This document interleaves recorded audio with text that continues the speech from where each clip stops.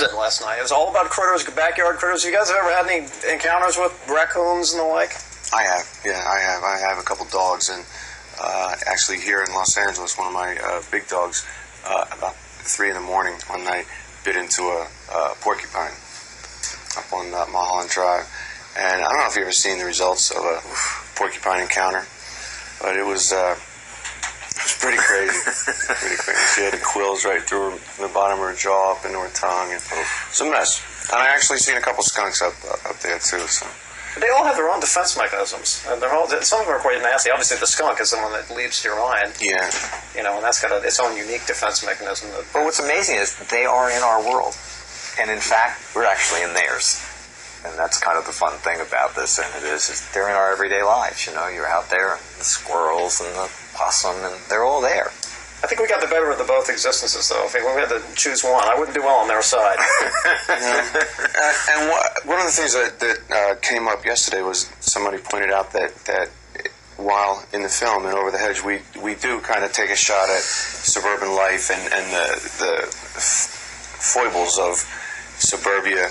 But really, the human beings in this film and the human beings in the world are really animals as well. We just are at the top of the food chain, and we just consider ourselves different than the animals, but we're still in the animal kingdom.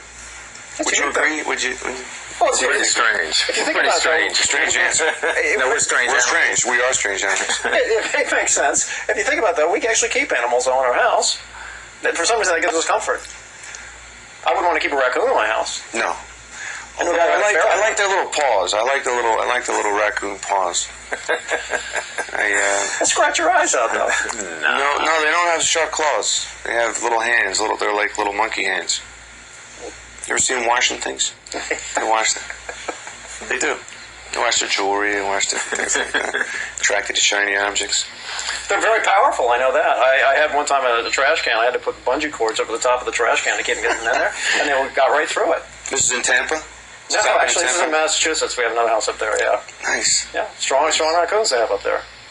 When you were doing a voice, I think some of the voices in this one are recognizable, as you can tell who's doing what. Mm-hmm. For example, Wanda, I think, you can instantly tell that's Wanda. Mm-hmm. And other voices are, it's kind of like you're not quite sure who's doing what. I could tell at times, and other times I couldn't tell. Mm-hmm. Did you deliberately change your voice? I think I kind of worked up to that. I didn't do it by choice. I think it kind of grew into that voice. It took about 3 months out of the 2 years that we all worked on this thing for me to find the voice of RJ. I think when you talk to the other actors, you'll find that it was kind of the same thing. I think we really all fell back on acting work. I never thought about that I was really playing a raccoon. I was trying to give him human qualities and human emotions. It's an emotional film and fun and funny, but there is a message in there about family and about what it's like to be outside of a family.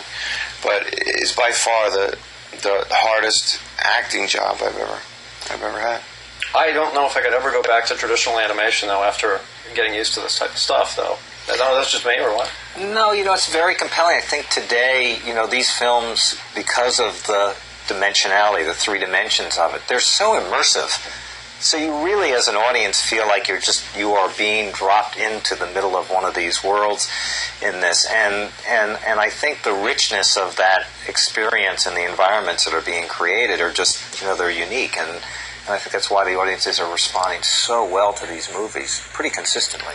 I think that's why they call them animated films, too, because these things are so far removed from the cartoons that we, grew up with, that were kind of two-dimensional. I mean, these characters look like they're moving in 3-dimensional space, and look like you're really watching an animal with fur, and it's just amazing how far this technology has advanced. Okay, we're out of time. Thank you so much. Right. Appreciate it. Good talking to you. Good talking to you, too. Thanks again. I guess I watch it.